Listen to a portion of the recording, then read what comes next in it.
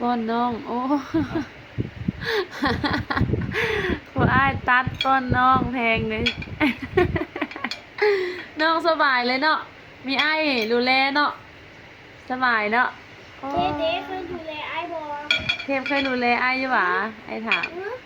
ฮะหือเคยดูแลไอ้บอ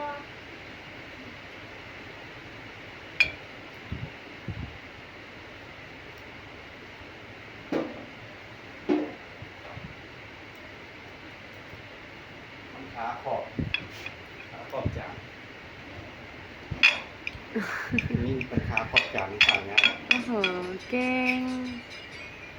ตอนใหญ่เลย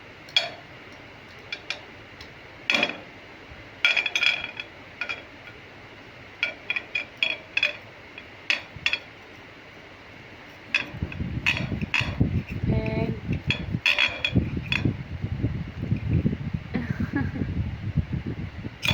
โอ้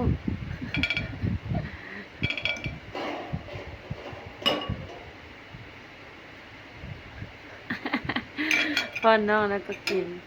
น้องเพิ่นก็ถ่ายกินน้ำเพิ่น